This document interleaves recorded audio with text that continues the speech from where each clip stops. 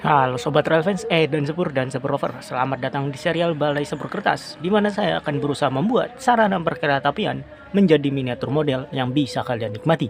Dan selamat datang di episode ke-16.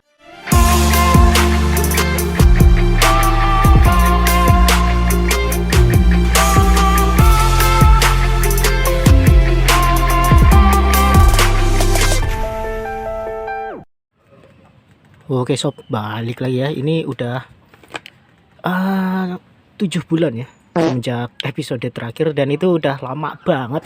7 bulan itu lama banget. Jadi langsung aja lah, nggak usah tanpa banyak basa-basi. Iya. Di judul dan thumbnail video udah ketahuan ya, ini video apa? Ya, ini adalah video episode Papercraft kereta api stainless steel new generation atau SSNG ya, yang 2023-2024. Dan berbarengan dengan project ini saya memperbarui stainless steel yang 2018-2019 ya, karena yang dulu itu ya lumayan, tapi kayak tipis banget gitu. Ini nih lebarnya terlalu tipis, dia jadi kayak terlalu ramping gitu. Ini sudah tanda kutip ya, tanda kutip lebih akurat ya, tanda kutip ini loh. Jadi ya gak usah banyak berharap deh. Soalnya saya bikinnya manual tanpa ada namanya gambar teknik ya. Nah, untuk yang pertama ini adalah kereta api Argo Dwi Pangga.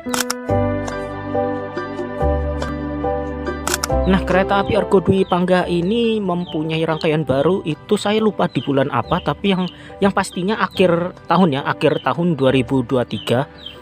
Saya lupa lagi bulannya apa, tapi yang pasti waktu pertama kali keluar itu geger deh. Oke, kita langsung aja yang di ini ya. Sayangnya saya nggak bikin yang ini karena bisa dilihat ini dikencingin tikus, jorok lah pokoknya, dikencingin tikus, jadi gak dibikin. Argo Dwi Pangga kali ini punya livery yang lumayan unik ya, yang belum ada di rangkaian sebelumnya ya. Ini liverynya cukup unik dengan 5 garis ya, 5 garis dengan bisa dibilang ombak, bisa dibilang sayap, atau entah apa ini, tapi yang pasti ini unik. Dan ada, kalau orang bilang ini bukan marking, branding ya. Kalau orang bilang ya, ini branding atau marking, masing-masing kereta dengan rangkaiannya sendiri. Jadi ini adalah berita bagus, tapi lagi-lagi tanda kutip lagi, berita bagus perkeretapian karena mulai mengadakan rangkaian untuk kereta sendiri-sendiri. Dan sistem itu banyak pro dan kontranya ya, karena nggak ada sistem yang sempurna. Udah pasti udah banyak pro dan kontranya, tapi lebih banyak ke kontranya sih. Tapi itu menurut sepengetahuan saya. Jadi jangan diambil perkataan saya, karena ini hanyalah pendapat pribadi dan pendapat saya ya, dan sepengetahuan saya, jadi gak usah diambil. Ini adalah kereta makan urutan pertama, yaitu M10231 SLO. Dan unik ya, ini mengingatkan saya pada kereta makan eksekutif. Saya lupa, kayaknya di antara 98-an atau 95 ya, saya kurang tahu. Pokoknya yang pintu satu di sini dan jendela full di sini tidak ada pintu. Tapi kalau yang seperti ini baru ini. Biasanya kalau misalkan pintu ujung atau pintu bordes ada, ya biasanya di tengah, tapi ini lebih condong ke arah ujung ya. Jadi ada 2 di sini. Tapi ini yang pintu otomatisnya yang ini aja. Ini masih pintu manual. Dan ya, pintu otomatis kembali. Karena waktu tahun 2013 ya, setahu saya sih 2013 atau 2015, pintu otomatis pada rangkaian KA Argo Bromo Anggrek itu mulai dihilangkan. Entah kenapa alasannya, mungkin karena masalah reliabilitas atau mungkin masalah teknikal, saya juga kurang tahu.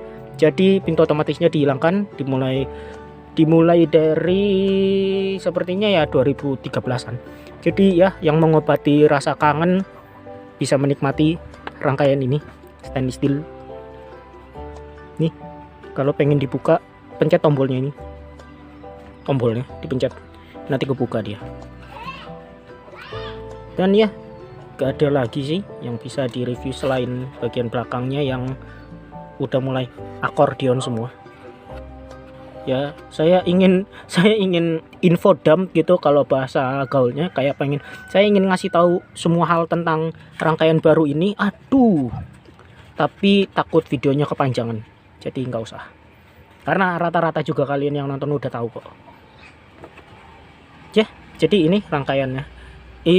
Rangkaiannya ini ada satu set aja, dan satu set lagi ini TS pertama ya, TS1. TS2 itu rangkaiannya sama persis liverynya, cuman gak ada Argo Dwi Pangga, hanya ini diganti jadi Argo Lawu ya, itu TS2 nya Argo Lawu.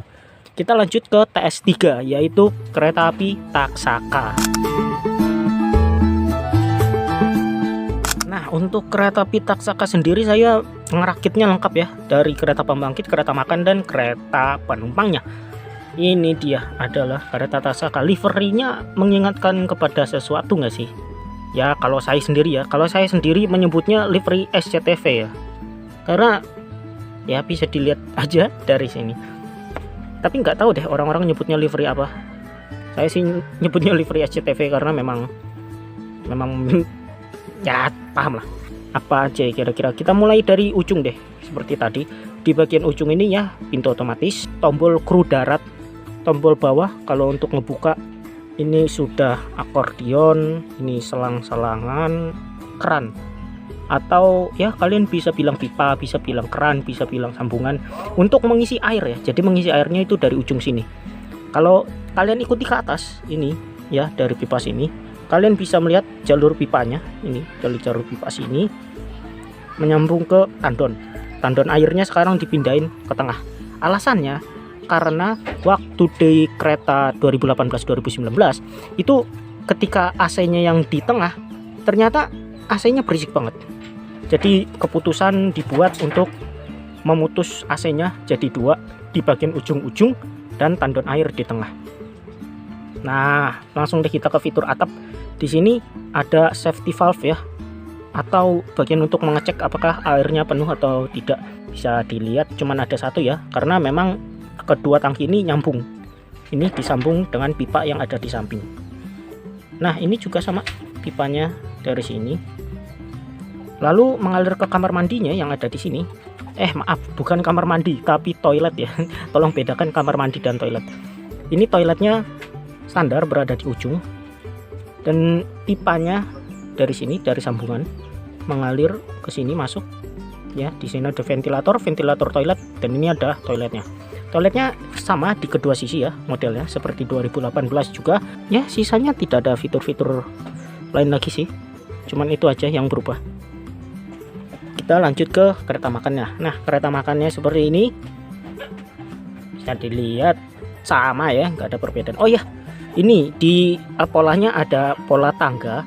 Saya tadi di bagian parayangan Dwi Pangga itu saya lupa tanda kutip lupa, aslinya males bikin karena ya bolong-bolonginnya males. Tapi ada saya sediakan ini loh, versi yang versi gampangnya, jadi bisa langsung tempel aja, atau bahkan kalau nggak mau tempel udah nggak apa-apa, orang gak penting-penting amat kok. Jadi gak usah dibuat ribet lah. Di sini ada marking Taksaka. Ya, Taksaka ini adalah TS ketiga dan TS4. Tapi TS4-nya ininya dilepas ya markingnya. Waktu itu saya lupa dipinjam siapa gitu. Markingnya banyak yang dilepas termasuk Taksaka, yaitu TS4. Dan yang terakhir adalah kereta pembangkit. Nah, ini kereta pembangkitnya ini waktu pertama kali keluar saya ngelihat itu kayak waduh, hancur banget gitu. Karena panelnya banyak banget, tapi ya memang panelnya beralasan karena ini dari informasi yang saya dapat, ini panelnya tuh hybrid ya. Jadi genset elektrik dan genset mesin diesel. Ini yang untuk baterai ya, yang ke genset listrik elektriknya. Nah, ini genset dieselnya. Di sini mungkin nggak kelihatan sempit ya, tapi di unit aslinya tuh pintunya sempit banget loh, kayak cuman buat satu orang doang, bener-bener sempit. Di sini aja cuman kelihatan gede. Nah, untuk kereta pembangkitnya itu biasanya gak dikasih nama keretanya, cuman dinamai kereta pembangkit, jadi nggak ada Taksaka, Argo Bromo atau apa, tetap dinamain kereta bangkit. Di sebelahnya sama, hanya tidak ada panel untuk membuka genset baterai ya. Ini TS3 dan TS4 nya sama seperti ini, hanya saja bedanya di tengahnya tidak ada marking. Kita lanjut ya ke, seperti saya bilang tadi, TS4 nya itu seperti Taksaka, hanya tidak ada marking. Jadi kita lanjut ke TS5, yaitu kereta api Argo Bromo Anggrek. Nah, ini dia Argo Bromo Anggrek. Ini sebenarnya liverinya bagus, warnanya ungu, hanya saja saya waktu itu berharap kalau Argo Bromo Anggrek itu liverinya lebih spesial lagi gitu, karena ini kan jadinya kayak standar banget gitu, ngikutin yang Dwi Panggang, ngikutin Lawu, jadi kayak nggak ada spesialnya.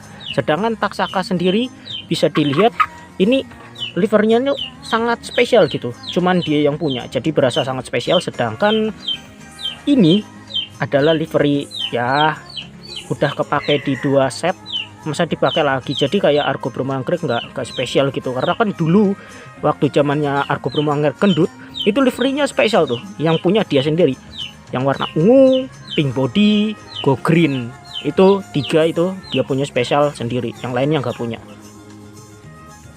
Jadi ya sayangnya saya nggak bisa review banyak-banyak karena memang udah sama, cuman yang membedakan markingnya aja. Tapi ya setidaknya ya ada marking Argo Bromo Anggrek yang ada bunga anggreknya. Ini saya bikin sendiri dan sayangnya fontnya ini tidak akurat ya, tapi font Argo Bromo-nya ini akurat. Setahu saya akurat, tapi kalau font anggreknya ini tidak akurat karena saya bikin sendiri fontnya dan juga gambarnya bikin sendiri.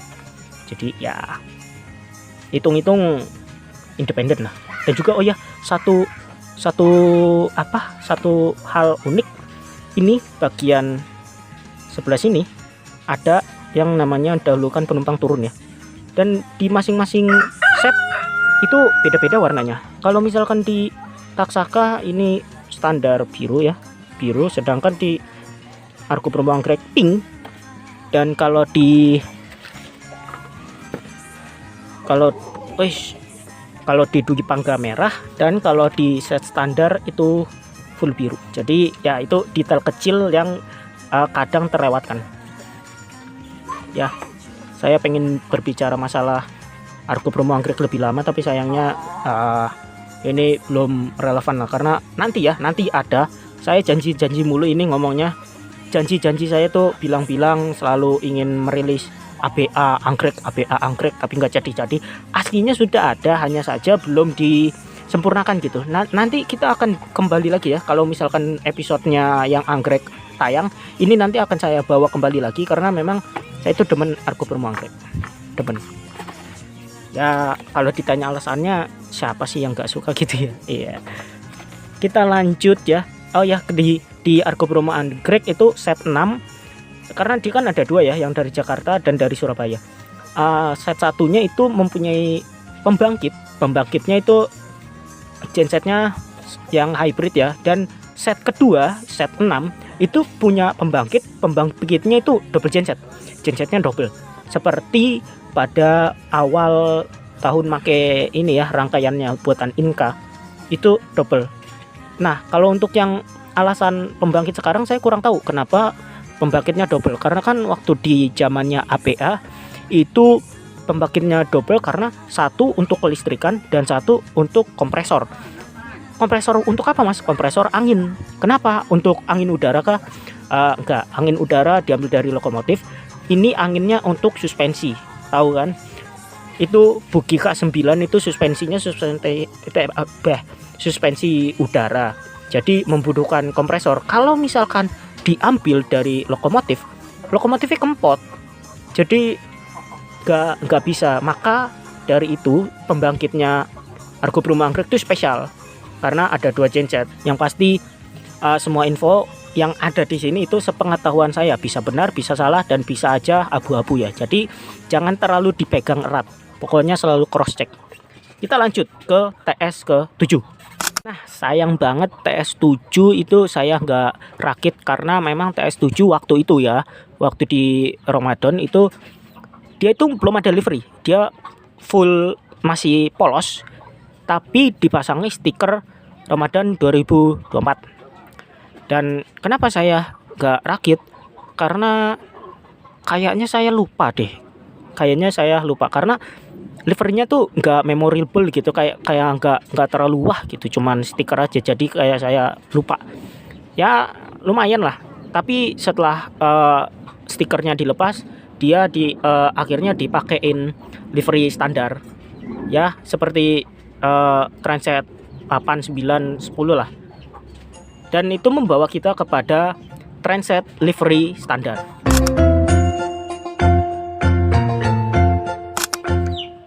Nah, oke, untuk livery standarnya sendiri atau orang-orang sering nyebutnya livery default itu seperti ini ya. Yang eksekutifnya itu yang warna pink dan ekonominya yang warna biru. Jadi sedikit perubahan ya, karena biasanya kalau di perkeretaapian itu biru identik dengan eksekutif, sekarang jadi miliknya ekonomi ya. Dan hal yang membuat saya sedih adalah ya hanya ada dua, yaitu eksekutif dan ekonomi. Kemana perginya bisnis? Ya sudah dari lama ya, wacana lama. Sebenarnya sudah bukan wacana, rencana lama kalau kelas bisnis itu mau dihapus, karena memang adanya kelas bisnis kan memang apa ya, sebagai jembatan di antara kedua kelas ya. Tapi itu masa-masa lalu, dekade. Sedangkan kalau masa sekarang itu bisnis itu kelasnya lebih mendekati ke ekonomi. Jadi kenapa ada ekonomi yang lebih tanda kutip ya premium daripada bisnis, yang mendingan ngambil ekonomi premium daripada bisnis. Maka dari itu kelas bisnis mulai dihilangkan ya. Jadi sarana bisnis itu mulai langka. Ada yang mulai dirakit ulang jadi ekonomi, ada yang dirakit ulang menjadi kereta support lainnya seperti pembangkit, KMP, MP, atau bahkan pembangkit. Ya banyaklah yang digunakan untuk, mungkin entah KAI sekarang masih pakai aling-aling atau tidak. Tapi kalau misalkan pengen dibikin aling-aling boleh, karena zamannya Perumka dulu kan kereta aling-aling banyak yang dari bisnis ya. Terus livery ini ada 4 ya totalnya. Maksudnya bukan 4 variasi, lebih ke ya ada 4 inilah, 4 pengaplikasian, karena ya ini standarnya ya. Jadi kalau dulu di tahun 2018 itu liverynya lebih orientasi ke ekonominya, seperti pembangkitnya itu liverynya premium ekonomi dan kereta makan itu liverynya premium ekonomi. Nah di tahun 2023 ini liverynya itu orientasinya ke eksekutifnya ya sekarang. Jadi kereta pembangkit dan kereta makannya itu orientasi liverynya ke eksekutif. Dan ini semua udah mencakup semua untuk kereta komersilnya ya. Udah gak ada lagi variasinya kecuali yang non TS ya. Non TS itu tahun di Armada ini itu ada 2 non TS-nya, yaitu bagasi dan ini ya eksekutif luxury ya. Luxury tidak masuk eksekutif deh, dia masuknya udah kelas sendiri luxury. Dan yang spesial adalah bagasinya itu bukan bagasi biasa ya, bagasinya itu bagasi mobil. Jadi berkemungkinan ini angkutan mobil ini kembali lagi kayak ya sekarang masih ada, tapi okupansinya nggak terlalu banyak lah, kayak frekuensi jalannya nggak terlalu banyak. Dan sedangkan bagasi mobil ini setahu saya ada 2 ya, kurang tahu deh karena waktu saya lacak itu 2, tapi nggak tahu deh udah ada berapa sekarang. Jadi ya yang luxury itu nggak jauh beda ya sama yang ini apa 2018, liverynya sama seperti ini, hanya saja warnanya emas ya. Warnanya emas, saya suka warnanya emas, keren. Dan kayaknya udah gak ada lagi. Apalagi ya, coba tak ingat-ingat saya. kayaknya udah gak ada lagi. Jadi ya segmen ini sisa pembahasan sisa-sisa ya. Wes, langsung kita lanjut aja ke trivia ya. Ya, ini saya baru masuki sesi trivia karena saya depannya ngebahas. Jadi langsung aja, trivia yang pertama itu livery di bagian bordes atau di bagian belakang dari unit-unit livery yang bermunculan ini itu gak seragam ya. Dalam artian gak standar semua.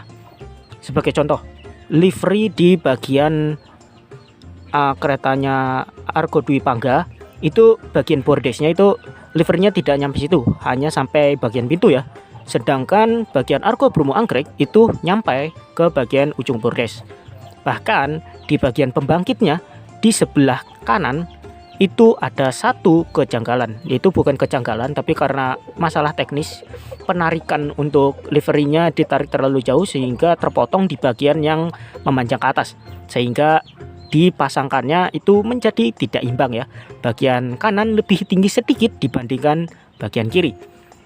Lalu untuk bagian taksaka itu bagian belakangnya terputus hanya sampai bagian ujung, sedangkan untuk kereta penumpangnya nyambung sampai bagian akordeon.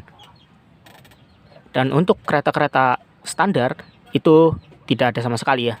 Jadi ya, itu adalah trivia yang benar-benar nggak penting, yang benar-benar ya hanya untuk fun fact gitulah. Jadi ya kita lanjut ke pembahasan selanjutnya aja, itu ya perencanaan ya. Jadi kalau misalkan ini benar, harusnya episode ini keluar di bulan Agustus ya. Saya nggak tahu tanggal berapa, tapi yang pasti keluar di bulan Agustus. Setelah itu bakal menghilang lagi ya seperti biasa. Nah, kalau untuk KRL aerostatik sendiri sebenarnya sudah berbentuk ya, tinggal eksekusi saja. Sebagai contoh ya, ini ya. Nah, ini adalah dua unit kereta yang serupa tapi tak sama, yang secara harfiah benar-benar sama tapi beda ya. Ini adalah KRL aerostatik tipe 2 atau batch 2. Ini yang dimodifikasi oleh Balai Yasa Inka menjadi kabin spesial.